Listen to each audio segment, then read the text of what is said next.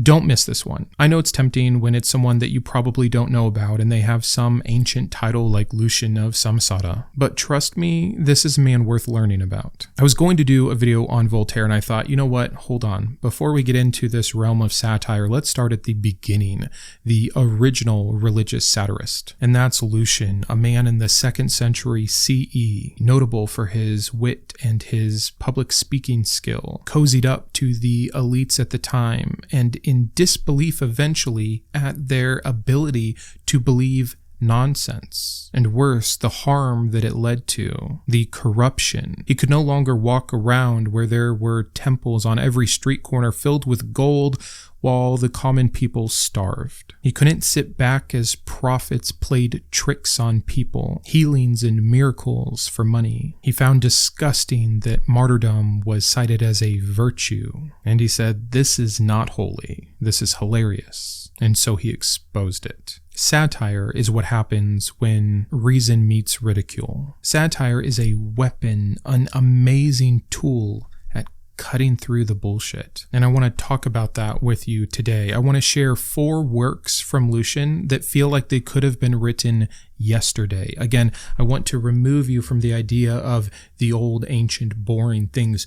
No, they're as relevant now as they ever were, and I think your mind will be truly blown at how relatable this all is. And so we're going to talk about satire and why it's important and what it is. And then I want to talk about Lucian and who he was and how he came to be the man that he became. We'll talk about those 4 works, and then we'll end with his legacy, about what he did, why it matters, why it still matters, and what we can learn from it. So let's dig in here. One of my favorite quotes about satire is that sometimes the truth needs to wear a mask to be heard. And we've seen this in every era when religion or some other kind of authority gets too powerful, too pompous, too untouchable. There comes someone who refuses to bow. Many of those people have been fighters, and many of those people have been philosophers. But today we talk about the ones who laugh. That's what satire does. It holds up a mirror. It pricks at the ego of dogma. It's how truth sneaks past the gatekeepers. When done well, and this is one critique I have of Lucian that we'll talk about at the end,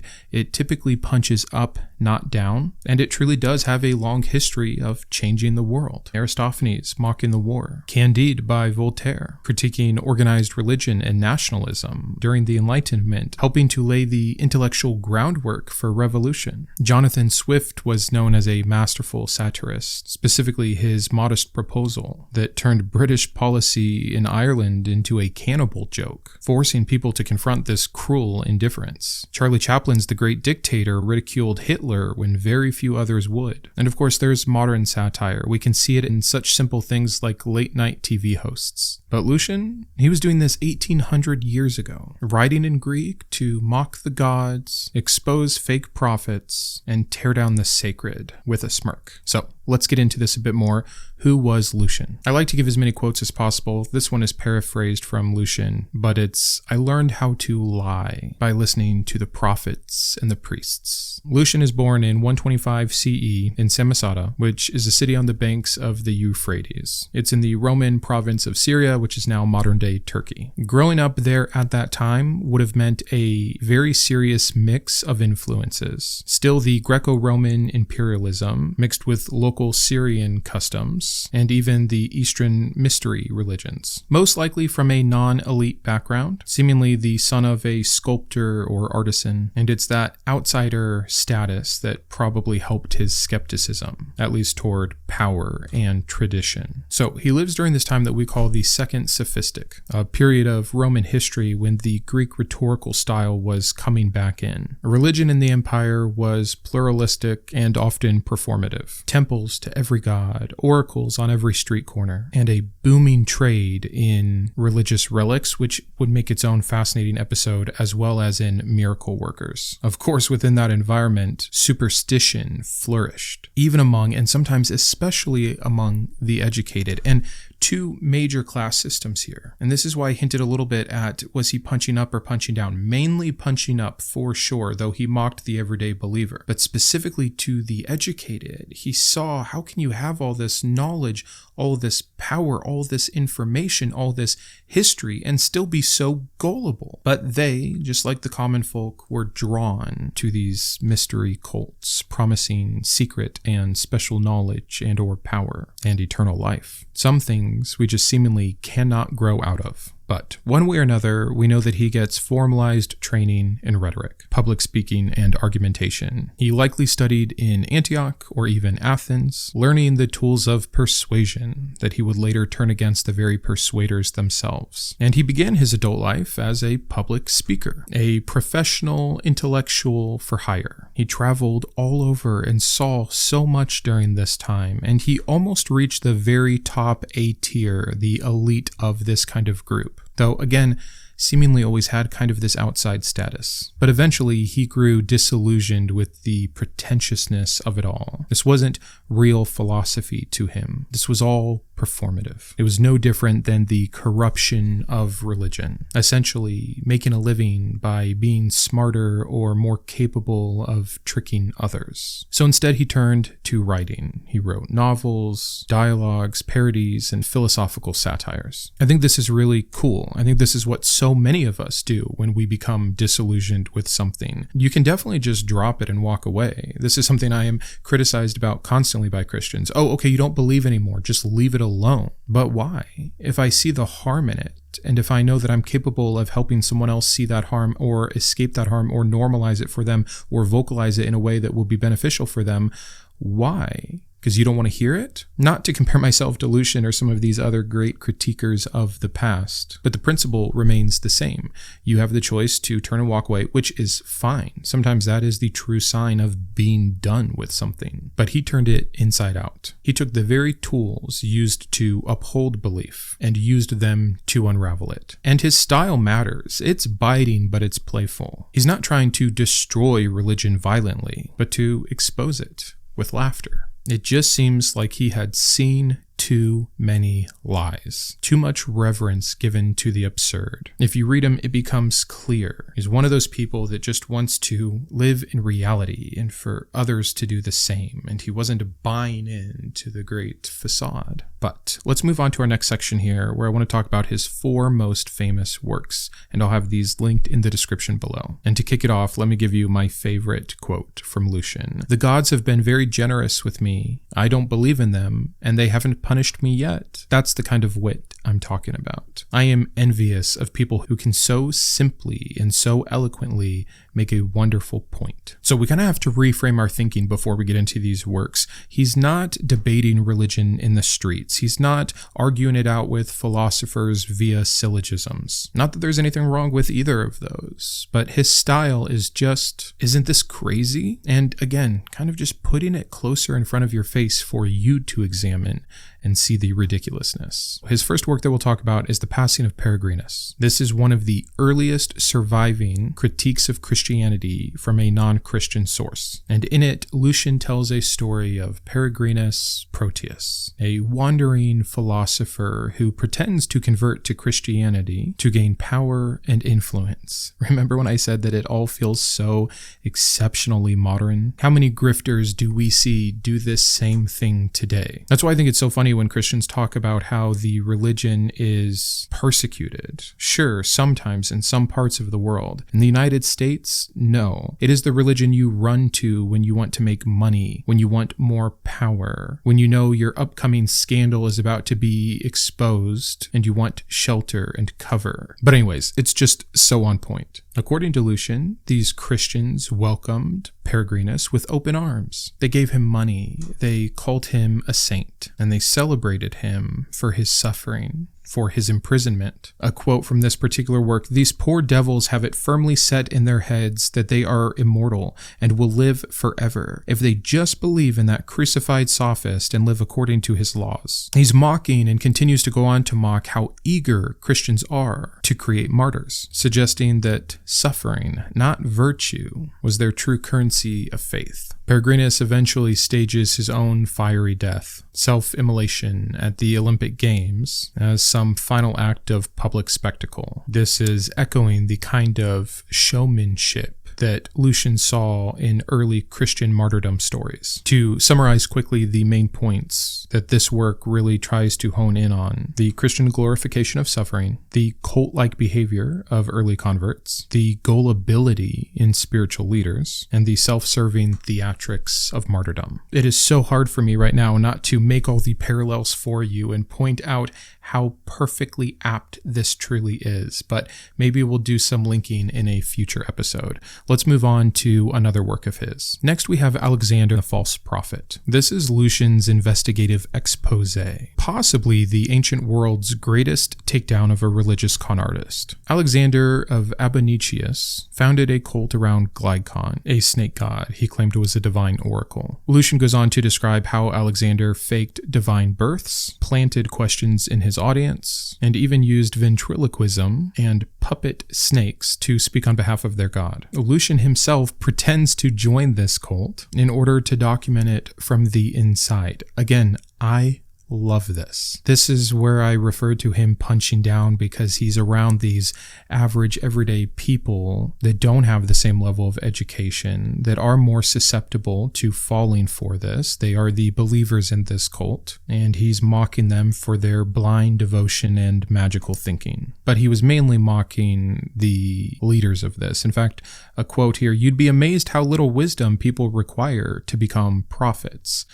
Oh, how true. This cult grew rich and powerful, even gaining political influence in Rome. So the main points here are the ease at which charlatans can create a religion or a cult, as well as the economy of belief. Fake oracles generating real money, the power through illusion, what people are willing to believe, the spectacle of the divine over reality or substance. Perhaps the saddest truth that is pointed out here is that people don't want truth. They want comfort, and they want magic. But we'll move on to his third work here, Dialogues of the Gods, Dialogues of the Dead. These are short comedic sketches, for lack of a better term, that utilize the Greek pantheon of gods, as well as some dead philosophers. It's a strange combination in the ancient world of a sitcom and a roast. In Dialogues of the Gods, Lucian demotes all of the Greek gods into unlikable, everyday people. Zeus is a womanizer and a terrible husband. Hera is jealous and nags. Hermes is busy running errands like a delivery boy. And Hephaestus is bitter because he's mocked for his limp. He just portrays them accurately, showing how ridiculous they are when taken at face value. They're simple. All they're trying to do is remove that air of importance that we so naturally place on anything we consider to be divine. I think of Dark Matter 2525 and Non-Stamp Collector, and how they so masterfully do this exact same thing with the characters from the Christian faith. In Dialogues of the Dead, he's bringing back philosophers, but also these tyrants and these kings into the afterlife, only to mock their now regrets and expose the emptiness of their reputation. Even Socrates and Plato are questioned here. And I love this because, as important as it is to critique and show the invalidity of gods that aren't real, that don't exist, it's equally important to show the hypocrisy and the error of man. Man is all that there is. Man is what created the gods. So going after both of them shows that there is no separation between them. So the main points to be done here are to deconstruct the concept of divine perfection by showcasing divine pettiness, undermine the seriousness of mythology. We all think of Greek and Roman mythology like this now. Even the Netflix series that came out a few months ago, Chaos, was amazing, by the way, and it does just this, showing these gods gods living like people with all of their stupid problems and pettiness and egos. This is something we couldn't do right now in today's society. You can say whatever you want, but on a grand scale, you're not going to see that same thing in a skit of Jesus and Yahweh at the dinner table. Not as a 6-part miniseries on Netflix, at least. Instead, we're going to get The Chosen, the greatest apologetic ever for covering up all the issues with Jesus in the New Testament. But it's because 1800 years ago, people were daring to reduce these gods that were very much believed in, by the way, to mere imperfect and even ridiculous mortals. And these works weren't just funny. I mean, they were devastating to the prestige of religion in a world that at that time was still ruled by temples and tradition. Last, we'll cover his greatest work, what is at least typically accredited to him as his greatest work, True History. It starts with Lucian telling the reader, tongue-in-cheek, "I shall say what is not true, but I will try to be entertaining. A ship caught in a whirlwind travels to the moon, where a war is being fought over colonization rights to Venus. Lucian and his crew are swallowed by a great sea monster, and they live in its stomach. Or the one where there's a river of wine, talking trees, flying islands, and fantastical beasts." But this isn't all just for fun. He's mocking the absurd claims of earlier writers, the authors of these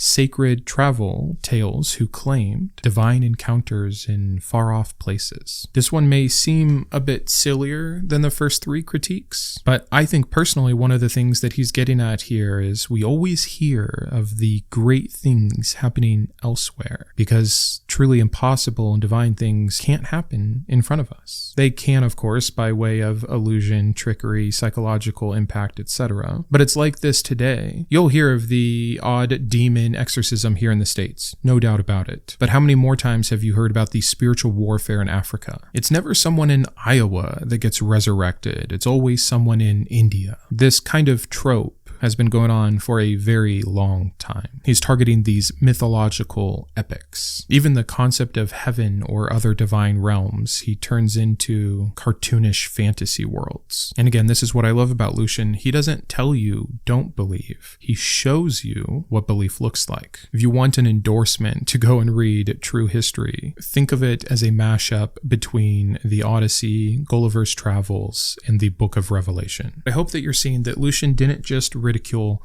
bad religion. He was also ridiculing the impulse to believe, which we all have. We all want to believe in some conspiracy theory, or we all want to believe that magic is real. That's why Lord of the Rings and Harry Potter sell so well. Critical thinking isn't fun. Logic and rationale are not entertaining. You'll see this very often on Christian apologist channels. They'll make their videos talking about the history of this particular book and why we should believe in this particular event from some ancient archaeological basis of evidence, and it doesn't do very well. Then they talk about how UFO encounters might actually be demons. Bam, a video does very well. There's a reason for that. But moving on, and we'll kind of just put all of the rest of my thoughts here into this conclusion.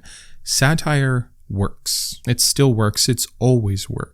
Lucian himself says that ridicule is a powerful weapon, that it cuts deeper than a sword. And everything that he targeted back then still threatens us today. Religious manipulation, prosperity gospels, miracle claims, fake prophets, martyrdom narratives, exploitation through belief, whether it's your finances or your loyalty, whether it's religion or ideology. Lucian is a blueprint for the modern satirist. There's no doubt that he inspired some of the later giants like Voltaire or Mark Twain or even Christopher Hitchens. He showed that humor can be this philosophical scalpel, cutting away little by little at the nonsense of it all. He fought with ridicule, not rage, which is a great reminder for all of us.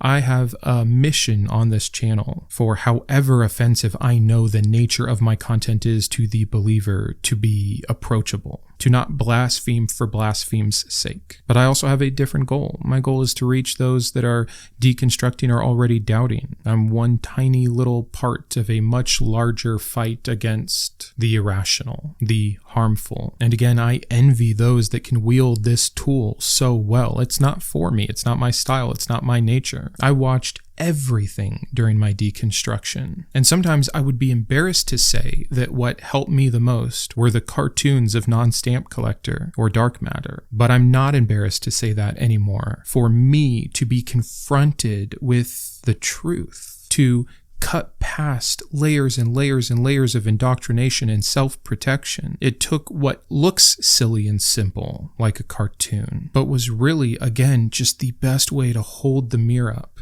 and show me what I believed in the issues with it. And so though I don't contribute in the same way as creators like that, I recognize the power and the beauty in it. This is the legacy of Lucian. This is the power of satire. And just like he called out kings and philosophers that had wonderful reputations, he recognized that we're all people and all people are flawed. So let me even the playing field for your view on Lucian really quick to end. He had a bit of an elitist tone. He definitely ridiculed believers a lot more than he showed empathy for why they believed. You could make an argument, though I'd have a rebuttal, that he was just a cynic, that there was no reform. This is often what is attributed to skeptics and atheists today. You just want to tear something down. What's your plan? And I think there's some validity to that. But I think first people have to realize there's a problem before anyone is willing to start on a new solution. But Lucian wasn't here to fix the world. He never claimed to be. He was here to help people think. Also, he didn't have a goal of reaching the masses. And I don't know that he should have, but again, you could talk about the limited accessibility of him. He was writing for that educated elite, not the common person. You mix that with his mocking of the common person for their simple belief, and I think you could draw some problematic lines. But where would change happen? It's funny because if you're talking about, well, what was he doing to help? If you don't get the people at the top at that time who had access, who could read, who were the public speakers, if you weren't reaching them, you had no influence at all. If you wanted something to spread, it needed to start there. I'd like to think that Lucian saw that and aimed at that for that reason, but who knows? I would like to point out that he didn't storm temples or lead bloody revolts. He simply laughed and made others wonder why they weren't laughing too. So, in a world still filled with temples and churches and mosques and synagogues, still rampant with televangelists and prophets and street corner preachers, maybe we could all use a little Lucian. I'll see you Sunday with a new video, and until then, keep thinking. I wanted to personally thank my top tiers of support: my Iconoclast, Alexander, Ann, Boris, GVI, Jimmy, Joe, Kitboga, Matthew, Perry, and Shawn; my Humanist heroes, Craig, James, Jarrod, Kristi, and Matthew; my Atheist advocates, Caleb, David, Drew, Jeff, Jeffrey, Julie, Malcom, Paul, Sparky, and Thomas; as well as all of my secular scholar patrons. If you believe in the mission of this channel, or you just enjoy its content, please consider joining these fine people.